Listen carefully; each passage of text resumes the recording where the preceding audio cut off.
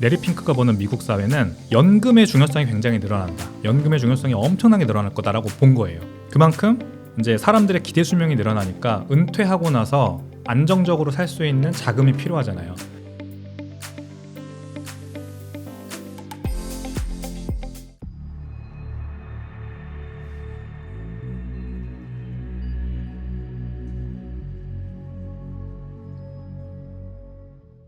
어, 1분기에 이제 비트코인 ETF에 투자한 기관과 기업들이 드러났죠. 13F라고 하는 SEC 증권 신고서를 통해서. 근데 그게 이제 뭐 지금까지도 계속해서 뉴스가 쏟아져 나오고 있는데 누가 투자했냐 이런 거 가지고 두 가지 측면으로 나눠보면 좋을 것 같아요. 하나는 연기금이 들어왔다. 굉장히 큰 그런 어드바이저리죠. 우리나라로 치면은 재무자산관리사들 이런 곳들이 들어왔다. 이거는 다 이제 장기적인 관점으로 보는 거죠. 연기금도 인플레이션 해지 수단으로 비트코인을 한 1억 3천만 불 정도 산 걸로 알고 있거든요. 위스콘신 연기금입니다. 위스콘신주 연기금인데 그 다음에 이제 뭐 연기금은 아니지만 그래도 고객들의 자금을 은퇴자금, 특히 은퇴자산 같은 이런 안정적으로 장기로 보고 장기적인 안목으로 투자를 해야 하는 이런 어드바이저리 회사들이 들어왔다 이런 거고요. 또 한 가지 측면은 헤지펀드들이 들어왔다는 거예요. 헤지펀드들은 이제 그래서 장기적인 안목이 앞쪽이라면 여긴 단기적인 안목입니다. 근데 70% 정도 ETF 투자한 기관들이 헤지펀드들이더라고요. 그 연기금과 이 어드바이저리 펌들은 한 30% 정도고 나머지 대부분 70%는 이 기관들 중에서 헤지펀드들입니다. 헤지펀드들은 비트코인의 어떤 가격 상승 전망을 단기적으로 보고 들어왔다. 또는 시장의 괴리 어떤 뭐가 됐든 좋습니다. 현 선물 간의 가격 괴리도 좋고 옵션 가격 괴리도 좋고 여러 가지 이제 기회가 있어서 이거를 이용하려고 차익 거래를 하러 들어왔다. 이렇게 봐요. 그래서 헤지 펀드가 아직도 여전히 많아요. 이 중에 유명한 게 누가 있느냐? 마이클 버리, 빅쇼트로 유명하죠. 자이언 캐피탈이라고 하는 거 유명한. 이분은 이제 암호화폐 원래 항상 숏치던 분입니다. 블록, 아까 말씀드린 캐시앱을 운영하는 회사, 그 회사 주식을 샀더라고요. 그리고 조지 소로스. 90년대에 이제 영란은행을 무너뜨리고 동남아로 외환위기를 번지게 한 다음에 그 동남아 이제 금융시장이 박살나니까 우리나라까지 단기 대출을 많이 해줬던 우리나라 증권사들까지 다 문 닫게 만들어서 결국 외환위기를 이끌었던 우리나라의 97년도 외환위기의 원인이 됐던 그 사태를 만들었던 사람입니다. 조지 소로스. 이 사람은 이제 마이크로 스트래티지라고 또 비트코인 많이 사는 기업이죠. 이 회사에 또 투자를 했더라고요.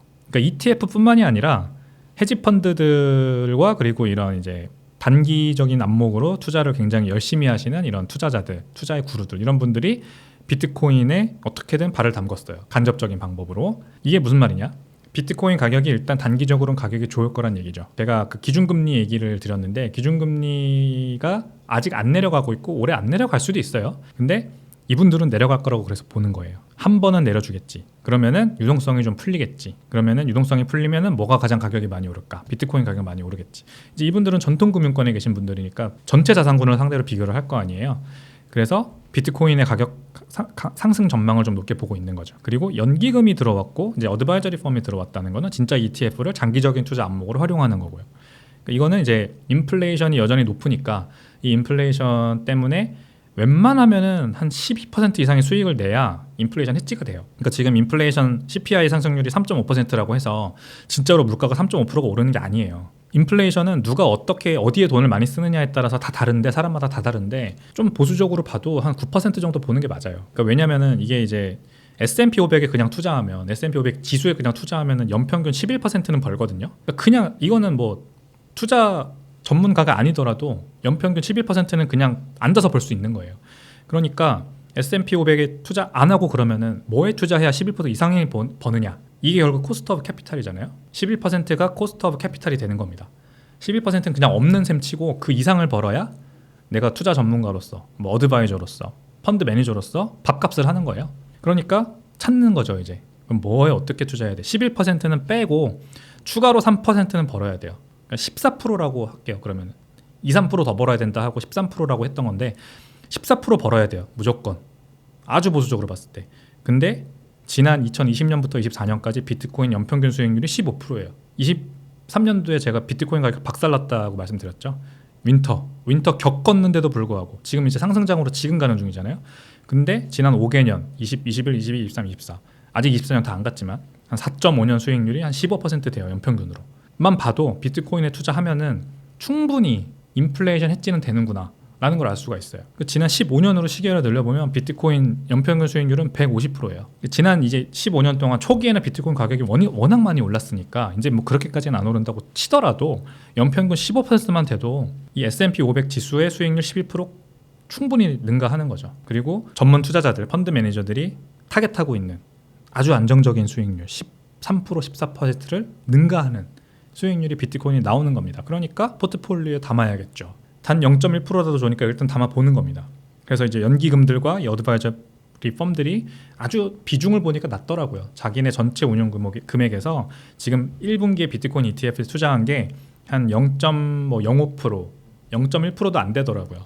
근데 이게 이제 보통 이렇게 시작을 하고 그 다음에 점차 포지션을 늘려서 포트폴리오에 한 1%까지 담는 게 일반적이에요. 그럼 이제 지금 0.05%인데 1%까지만 늘어나도 엄청난 포지션 증가잖아요. 이렇게 비트코인 가격이 올라가는 거예요. 헤지 펀드들은 뭐 단기적으로 차익 보고 나오겠죠. 비트코인 가격 이제 상승장이 본격적으로 시작되고 막 과열이 시작되고 그게 올해 말이 될지 아니면 내년이 될지 확실치 않지만 아무튼 이들이 봤을 때 과열 조짐이다 보면은 이제 먹고 나올 텐데 연기금과 이런 어드바이저리 펌들이 그래도 들어왔고 이게 시작이에요. 그럼 잘 안 나가요. 이들은 한 1%까지 그래서 늘리는 동안은 엄청난 금액이 쏟아져 들어옵니다. 이제 시작이고 앞으로 좋아질 일이 굉장히 많이 남았다 이렇게 보면 될 것 같습니다. 그 블랙록이라는 회사가 있잖아요. 비트코인 ETF 중에 가장 큰 규모를 가지고 있는 가장 큰 규모가 됐습니다. 왜냐면은 원래는 그레이스케일이었어요. 그레이스케일은 GBTC라고 하는 신탁 상품에서 ETF로 전환됐고 그때 이미 65만 개의 비트코인을 가져왔거든요. 그래서 지금 GBTC가 한 85만 개 가지고 있었고 ETF에 그 다음에 블랙락이 이제 84만 개 정도였는데 지난주까지만 하더라도 이번 주 되면서 역전을 해가지고 이제 블랙락 ETF가 세상에서 제일 많은 비트코인을 가지고 있는 ETF가 됐습니다. 근데 이 블랙락의 CEO죠. 레리 핑크가 이제 투자자 서한을 보낸 게 있어요. 1분기에 자기네 투자자들 블랙락에 투자한 사람들한테 서한을 보내는 거예요. CEO 서한을. 여기 무슨 내용이 있냐면 이제 기대 수명의 사람들이 많이 늘어나잖아요. 엄청나게 늘어나고 있잖아요. 평균 수명이 이제 미국도 75세인가 그렇습니다. 그게 이제 지난 1930년대 대공황 때나 뭐 아니면 1970년대만 비교하더라도 많이 늘고 있는 추세예요. 게다가 지금 이제 오젬픽, 위고비 이런 이제 다이어트 약들이 나왔는데 이런 다이어트 약들이 심장 질환도 낮추고 뇌질환도 낮추고 막 평균 수명을 더 늘리는 효과가 있는 걸 알게 된 거죠.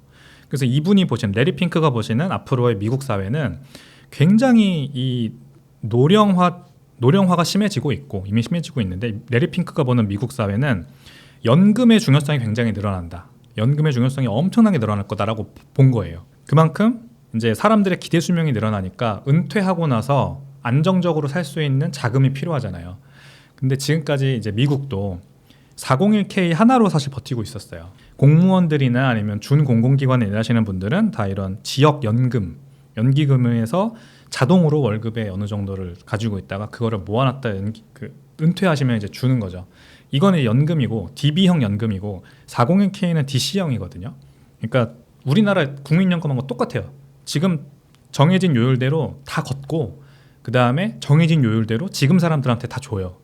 그럼 나중에 나는 어떻게 되느냐? 그때 걷어서 주는 거예요. 이게 이제 401k인데 우리나라 국민연금과 401k인데 이런 것들도 앞으로 더 시스템이 좋아져야 된다라고 얘기를 하거든요. 이 레리 핑크가. 지금같이 국민연금도 지금은 되게 구조적으로 그 지속 가능성이 없잖아요. 2060년이 되면 고갈된다. 지금 너무 많이 지금은 9%밖에 안 걷는데 주는 거는 엄청 많이 주니까 이게 계속 지속되면은 결국 고갈되겠죠. 401k도 마찬가지예요. 이런 식으로 이제 정치적인 아젠다에 따라서 지금 걷는 거를 지금 사람들한테 많이 주고 근데 그걸 줄이지 않고 주는 금액은 계속 일정한데 이제 노동 인구는 줄어들고 그렇게 되면은 결국 고갈되는 겁니다. 이렇게 하지 말자라고 레리 핑크가 이제 연금을 아예 그냥 연금 제도를 확 개혁을 하자. 그리고 블랙락이 그렇게 하고 있다. 블랙락이 이 연금 상품들을 엄청 많이 내놓거든요. 그래서 자발적으로 직장을 많이 옮기잖아요. 사람들이 직장을 옮기면 이 직장을 옮길 때마다 자동으로 시스템이 이 사람의 그 바뀐 직장에서도 월급의 일부 정도는 차감해서 이 연금 계좌에 모아주는 거죠. 자기가 직접 401k에 가입을 해서 붓는 게 아니고 자동적으로 이 모아주다가 이거를 은퇴하면은 이제 월 얼마씩 나눠주는 시스템. 이거를 이제 도입을 하자는 거예요. 그러니까 401k가 어차피 나중에 고갈된다. 국민연금이 앞으로 어차피 고갈된다. 이거를 어떻게 해결을 하느냐. 블랙락은 자기네 같은 회사가 연금 상품을 잘 개발을 해서 이거를 메꿔야 된다고 보는 거죠. 그래서 비트코인 ETF를 냈잖아요. 결국 이 사람들은 연금에 이 담을 여러 가지 자산들, 그러니까 연금이 결국에는 운용을 해서 돈을 잘 벌어야 되고, 그리고 이 은퇴자들도 여기다가 저축을 계속 해야 되는데, 지금 젊은 세대는 옛날하고 다르게 그냥 저축을 하는 세대가 아니에요. 그죠? 뭔가 투자를 하는 세대지 않습니까? 젊은 세대가 그래서 암호화폐에 엄청나게 투자를 하잖아요. 그러니까 이 사람들이 투자를 하고 그거를 뭐 좀 가격 오르면 팔고, 이것도 이제 안 좋게 보는 거예요. 왜냐면 연금을 저축을 해야 되는데, 연금 모아야 되는데, 그래서 이 블랙락이 ETF를 직접 낸 거죠. 블랙락이 직접 ETF를 내고 자기네 연금 상품에 이걸 담아서 운용을 해주는 거죠. 이런 지금 상황이거든요. 그러니까 401k가 앞으로 비트코인을 담을 가능성, 저는 굉장히 높다고 봐요. 그리고 위스콘신 연기금뿐만이 아니라 앞으로 모든 연기금들이 다 비트코인을 담을 가능성. 그렇게 안 하면은 비트코인 정도의 가격 상승이 일어나지 않으면 이런 연기금들이 앞으로 다 빵꾸가 나요. 확실한 제도 개혁을 하지 않으면은. 근데 마크롱 대통령 같은, 프랑스 대통령 같은 사람이 연금 개혁 한번 하려고 했다가 지금 시위가 나고 난리가 났잖아요. 그 연금 수령 나이를 2살 올렸나요? 그랬다가 지금 뭐 파리에서 시위가 나고 난리가 나요. 그러니까 주는 건 막 달콤한 정책을 막 주고 이렇게 사탕을 주는 건 좋은데, 그걸 뺏으려고 하면 폭동이 나기 때문에 미국에서도 굉장히 조심스럽게 401k 같은 거 제도 개혁을 하려고 할 거예요. 아마 쉽지 않을 거라고 생각해요. 우리나라도 국민연금 못 건드리고 있잖아요. 저렇게 국민연금위원회가 더 내고 더 받자로 결국 갔죠. 더 내고 덜 받자로 가야 되는데 더 내고 더 받자로 갔어요. 안 되는 거예요. 그러니까 뭘 담아야 되는지가 앞으로 초미의 이제 관심사가 되겠죠. 그래서 우리나라 국민연금도 해외 주식 많이 투자하잖아요. 해외 부동산. 비트코인도 가격 많이 오르고 이렇게 안전자산으로 계속해서 입지가 다져지면 국민연금도 비트코인 투자할 거예요. 국민연금이 그리고 코인베이스 주식 샀었죠. 코인베이스 주식 샀던 게 굉장히 뉴스가 됐었습니다. 이렇게 그렇게 하지 말고 이제 비트코인 ETF가 나오면 본격적으로 이제 투자할 수 있잖아요. 그럼 비트코인 ETF 분명히 담을 거라고 생각을 하고 401k도 마찬가지로 담을 거라 이렇게 보는 거죠. 가격은 아무래도 좀 더 뭐 변동성이 줄어들겠죠. 개인만 너무 중심인 시장은 아무래도 비이성이 너무 높기 때문에 굉장히 가격 변동성이 커요. 근데 기관들이 많이 참여하게 되면 변동성은 많이 줄어들죠. 왜냐면은 이제 그냥 단순히 호가창만 보더라도 안정적으로 호가가 굉장히 촘촘하게 짜여져 있는 시장은 결국 기관 투자자들이 많이 들어와 있는 시장입니다. 그런 호가가 벌어지고 막 이런 괴리가 발생할 틈을 안 주죠. 자동으로 막 이렇게 척척척 거래가 체결되게 하니까 유동성 쫙 호가에 담아놓고. 그래서 이제 점점 비트코인 시장이 기관이 많이 참여하게 되면 변동성은 줄어들 거예요. 비트코인 가격 변화에도 그래서 당연히 좋죠. 그래서 결국 기관이 참여해서 그렇게 유동성을 많이 퍼부어주면 가격도 안정적으로 상승할 수 있게 되는 겁니다. 지금은 비트코인 가격이 계속해서 로그로 안 보면 2017년에 크게 올랐다가 떨어지고, 그 다음에 2021년 또 크게 올랐다가 쌍봉이었죠 그때는. 그리고 떨어지고, 그럼 지금 다시 이제 올라와서 이렇게 올라가고 있어서 어떤 패턴이 안 보이거든요. 근데 이제 기관들이 많이 들어와서 유동성이 풍부해지면 이제 어느 정도 그런 큰 출렁임보다는 이제 안정적으로 올라가게 되는 겁니다. 그래서 이러면은 이제 지금까지는 비트코인이 너무 위험하다, 변동성이 크기 때문에 약간 뭐 밈스탁처럼 받아들여진 거예요. 그러니까 주식시장 규모는 47조 달러, 비트코인 시가총액은 1조 달러, 1.3조 달러인데 이렇게 큰 차이가 나는 이유가 결국 비트코인이 그동안 개인이 주도했던 이유거든요. 개인이 주도했고 가격 변동성이 너무 크니까 이제 진짜 큰 유동성을 가지고 있는 기관 투자들이나 아니면은 뭐 고래들이나 부자들은 잘 못 들어오죠. 굉장히 위험해 보이거든요. 근데 기관이 많이 참여하게 되면 이런 1.3조가 이제 훨씬 더 커질, 유동성이 많이 들어오니까 훨씬 커지게 되고, 그러면 가격이 안정적으로 좀 유지가 되고 변동성이 줄어들고, 그러면은 이제 비트코인이 본격적으로 이거 금융자산이다 이렇게 인식받으면서 주식시장과 어느 정도 비슷해질 수 있는 거죠.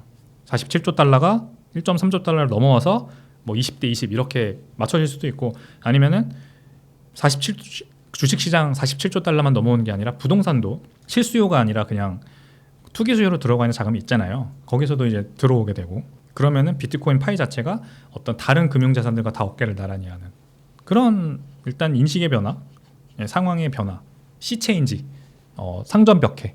그러니까 비트코인이 그냥 투기꾼들이 놀고 가는 뭐 4년 주기 사이클이 있지만 사이클이 항상 탑을 찍고 급격하게 내려오고 탑을 찍고 급격하게 내려오고 이렇게 약간 뭐 장기 투자자들은 계속해서 돈을 벌지만 단기 투자자들은 들어왔다 터지고 나가고 단기 투자자들은 들어왔다 터지고 나가고 이런 게 아니라 시체인지 진짜 주식시장처럼 뭐 인덱스 나스닥 S&P 500 지수 우리 개인들도 막 그냥 장기로 보고 막 투자하잖아요. 그렇다고 뭐 터지고 나오는 사람은 없죠. 장기로 투자하면 오히려 유리하죠. 장기로 못하니까 문제지. 근데 장기로 투자하면 이제 무조건 뭐 연 11%는 번다. 무조건 연 12%는 번다. 이런 믿음이 있는 자산. 이런 게 되는 겁니다. 비트코인도. 네, 잘못했다가 뭐 터지고 나오고 막 이런 건 이제 좀 줄어들게 되겠죠. 일단 고래들이 지금 많이 축적을 하고 있는 건 맞습니다. 지난 한 4, 5개월 동안은 올해 초부터 시작해서는 고래들의 물량이 줄고 있었거든요. 근데 지금 이제 5월 달부터 다시 늘어나고 있더라고요. 이게 뭘 뜻하는 거냐? 이제 상승장 초입이라고 사실 봐요. 1000개 이상 비트코인을 가지고 있는 고래 지갑이 비트코인을 본격적으로 매수하더라고요. 그거가 이제 상승장 초입에서 보통 많이 일어나는 현상이긴 합니다. 근데 이게 이제 계속 이어지는 게 중요한데 아직은 이제 시작이라서 단언하긴 이르지만 분명히 뭐 하나 시그널은 나왔다는 거고, 그 다음에 MVRB 지표라고 뭐 굉장히 유명한 온체인 지표죠. 이 MVRB 지표가 3.5를 터치하면은 그때부터는 이제 슬슬 상승장으로 가거든요. 1.5에서 3.5에서 이렇게 계속해서 왔다 갔다 하다가 3.5를 딱 찍으면 그때부터는 막 올라가요. 근데 지금 3.5, 3.25였더라고요. 얼마 전에 이제 그 온체인 지표를 분석한 글래스노드의 보고서를 봤는데 지난주 거 거기에서 보니까 이제 3.25 정도까지 올라와 있습니다. 이게 무슨 말이냐? 시가총액, 비트코인의 현재 가격 기준 시가총액이 이 리얼라이즈드 밸류죠. 비트코인의 UTXO가 마지막으로 움직인 시점의 가격, 그 가격 대비해서 3.5배 높아져 있다는 걸 의미를 하는 거예요.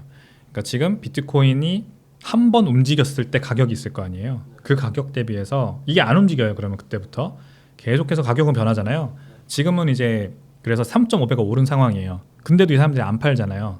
이거는 이유가 있는 거예요. 이게 계속 이렇게까지 안 올라오고 막 1에서 1.5 왔다 갔다 할 때는 조금 오르면 이 사람들이 팔고 조금 오르면 이 사람들이 팔고 이러니까 이 MVRB 비율이 안 올라오는 거죠. 근데 대부분의 평균 이상의 이 비트코인을 가지고 있는 사람들이 요때 사놓고 안 팔고 계속 기다리고 있다가 이게 나이를 먹으면서 계속해서 기대 수익이 3.5배까지 올라가 있다. 그런 얘기는 이 사람들이 장기 투자자라는 얘기잖아요. 그럼 장기 투자자들이 앞으로 기대 상승률이 훨씬 더 크니까 들어와서 계속해서 기다리고 있는 거죠. 그래서 지난 3번의 반감기를 보면 MVRB 지표가 11, 막 12 이렇게까지 올라가면 거기가 이제 보통 프라이스 고점입니다. 근데 지금 3.5니까 앞으로 그러면은 뭐 3배, 4배도 더 갈 수 있는 거잖아요. 이제 그러면 이거 봐야죠. MVRB 3.5 찍고 다시 내려가느냐? 그러면 좀 더 오래 걸릴 거고. 근데 3.5를 찍었으니까 앞으로 계속 이렇게 유지되느냐? 그러면은 지난 3번의 반감기처럼 한 1년 이렇게 걸린다고 봐야죠. 그때도 그랬거든요. 반감기 지나고 좀 한 6개월 정도 이렇게 횡보하다가 그때부터 MVRB 지표가 3.5 찍고 쭉 올라가기 시작했는데 이번에도 계속 그러면 앞으로 이제 반감기 4월 달이었으니까 한 앞으로 한 지금 4개월, 5개월 보고 그때도 계속 MVRB 지표가 3.5로 유지된다. 3.5 왔다 갔다 한다 그러면은 이러면은 이제 상승장 본격적으로 오겠구나. 한 1년 동안 이렇게 한번 예상해 볼 수는 있다는 거죠. 근데 반드시 과거에 어떤 일이 발생했는지가 미래를 보장하진 않는다. 이건 우리가 알고 투자를 해야겠습니다. 뭐 예상되는 악재는 이제 기준금리를 연준이 올려버린다. 또는 아주 크게 경기 침체가 온다. 이러면은 뭐 비트코인도 버티지 못하고 한번 박살이 날 겁니다. 그리고 또 하나는 비트코인 가격이 지난 반감기에서는 한 번씩 이제 크게 떨어지는 날들이 있었어요. 30% 이상. 근데 지금은 비트코인 조정이 최대 많이 조정받았을 때가 20%였거든요. 지난 3월 14일에 이제 73,000달러 고점이었거든요. 그 이후로 5월 1일까지 5월 1일에 59,000불까지 떨어졌는데 그게 한 21%, 22% 하락 정도 됩니다. 그러니까 지난 반감기들과 비교했을 때 너무 하락폭이 적었어요. 그래서 한 번 더 크게 하락을 할 날이 한 번 정도, 뭐 여러 번 더 올 수 있다라고 생각을 하거든요. 근데 이제 어떤 분들은 ETF도 이제 있고 하니까 그렇게까지 가격 하락폭이 크게 발생하진 않을 거다라고 보시는데 이게 잘못된 게 왜냐면 ETF를 헤지펀드가 제가 많이 샀었다고 했잖아요. ETF를 뭐 장기로 보시고 들어오신 노년층이나 은퇴자분들이 사셨다고 하면 말이 되는데 그게 아니라 단기 투자자들, 헤지펀드들이 들어와서 ETF를 많이 산 거고 그래서 그게 이 약간의 하이브로 이어져서 비트코인 가격이 1억까지 간 거였어요. 그러면은 이거는 언제든지 무너질 수 있거든요. 지금 다 안 무너진 거죠. 그러니까 사실 그렇게 보면 73,000불, 우리나라에선 1억 이게 고점이었어요. 근데 거시경제 조금이라도 기준금리 인하는 고사하고 기준금리 올릴 수도 있겠다 이거 인플레이션이 미쳤다 다시 이런 거나 아니면 지금 소프트 랜딩 이제 막 사람들이 다 얘기하는데 그게 아니라 스태그플레이션이다. 막 제이미 다이먼이 그렇게 막 요즘 막 엄청 얘기하고 다니거든요. 스태그플레이션이 안 되는 상황을 자기는 상상할 수 없다 막 이렇게 아주 강하게 확신을 가지고 얘기를 하고 다녀요. 실제로 그렇게 된다면 갑자기 실업률이 막 올라가고 미국에서 그 GDP 상승률 박살나고 1%막 언더밖에 안 나오고 1% 초반대밖에 안 나오고 인플레이션 여전히 높고 미국 소비 꺾이고 막 이러면 그냥 다시 시중의 유동성은 쫙 말라버립니다. 그러면 비트코인에 그동안 들어왔던 ETF에 들어왔던 헤지펀드들 자금들 다 나갈 거고 그러면 이제 단기간으로는 박살납니다. 그렇게 될 수 있어요.